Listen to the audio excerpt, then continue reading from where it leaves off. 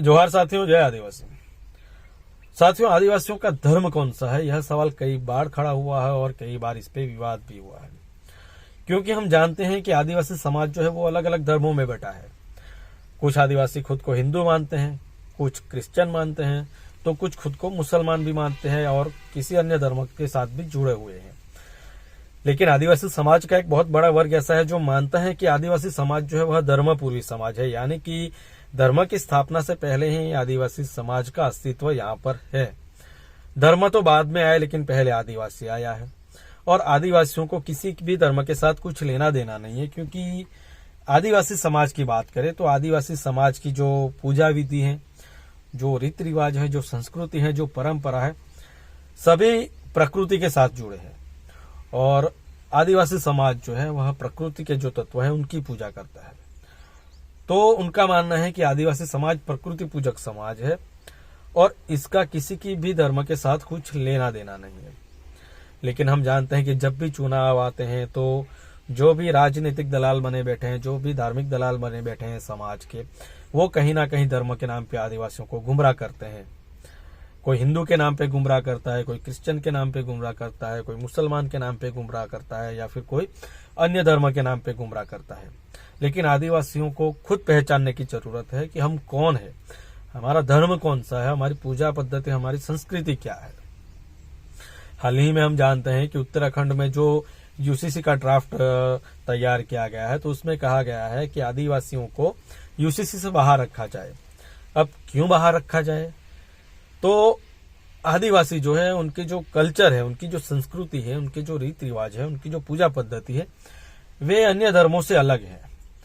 जैसे कि अलग अलग धर्म के कोड बने हैं, हिंदू धर्म के लिए हिंदू कोड बने हैं, मुस्लिम धर्म के लिए अलग अलग कानून बने हैं, क्रिश्चियन धर्म के अलग कानून बने हैं। लेकिन आदिवासी जो है वह ना हिंदू है, ना मुस्लिम है, ना किसी भी धर्म से जुड़ा है, इसलिए आदिवासी समाज का कोई भी कोड नहीं बना हुआ है। आदिवासी समाज प्रकृति पूजक समाज है। तो उनकी जो पूजा पद्धति, उनके जो रीति रिवाज, उनकी जो संस्कृति है, वे सभी धर्मों से अलग है। इसलिए आदिवासियों को यूसीसी से बाहर रखा गया। तो हमें सोचने की जरूरत है कि क्यों हमें यूसीसी से बाहर रखा गया। क्या जो सरकार है वो हमें हिंदू, मुस्लिम या क्रिश्चियन नहीं मान रही है? सरकार में जो बैठे हैं उन सभी को पता है कि आदिवासी एक प्रकृति पूजक समाज है, उनको किसी भी धर्म में शामिल नहीं किया गया। लेकिन हमारे समाज के जो दलाल बने बैठे हैं वो खुद को जबरन हिंदू मान रहे हैं, क्रिश्चियन मान रहे हैं या अन्य धर्म के साथ जोड़ रहे हैं। एक ऐसा ही किस्सा गुजरात में हुआ है। गुजरात के सूरत जिले के बारडोली तालुका की जो कोर्ट है, वहां पे अभी अभी कोर्ट के द्वारा एक जजमेंट दिया गया है।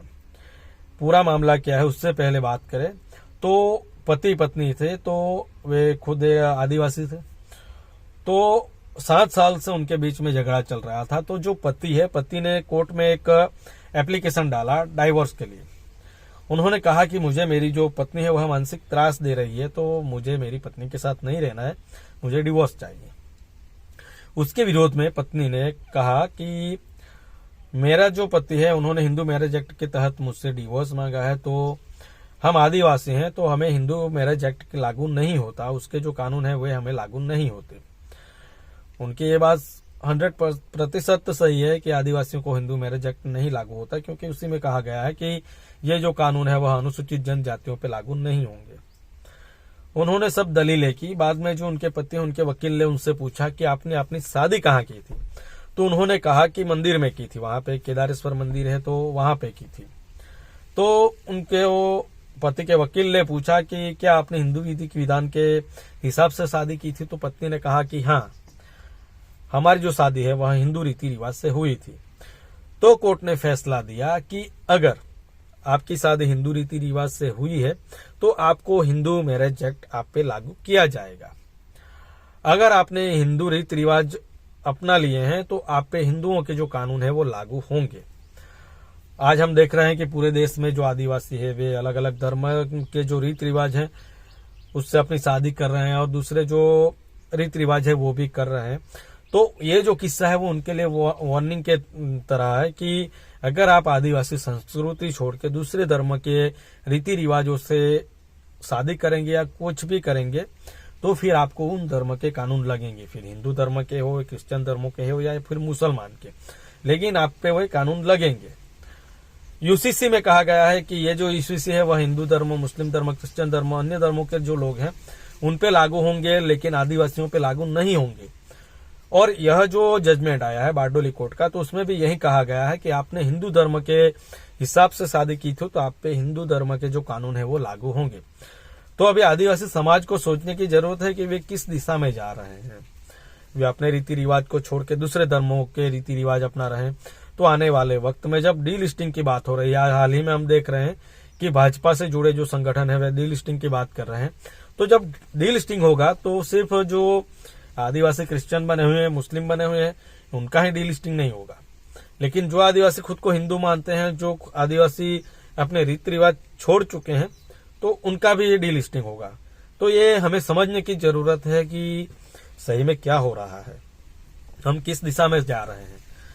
हमें किसी ना किसी तरह से हमारी जो संस्कृति, हमारे जो रीति रिवाज है, हमारी जो परंपरा है, पूजा पद्धति है, उससे अलग किया जा रहा है और अलग अलग धर्मों के जो विधि विधान है वे हम पे थोपे जा रहे हैं, ताकि आने वाले वक्त में जो आदिवासी हैं वे आदिवासी अल्पसंख्यक हो जाए या फिर आदिवासियों का अस्तित्व ही खत्म हो जाए। तो यह जो षड्यंत्र है वो हमें समझना होगा कि किस तरह हमारा अस्तित्व मिटाने की कोशिश की जा रही है और उसी को लेके हमें आगे की रणनीति बनानी होगी और समाज को जागरूक करना होगा। बात सही लगी हो तो वीडियो को शेयर जरूर कर दीजिएगा, चैनल सब्सक्राइब करना बाकी हो तो कर लीजिएगा, पेज फॉलो कर दीजिएगा। मिलेंगे दूसरे वीडियो में। जोहार जय आदिवासी।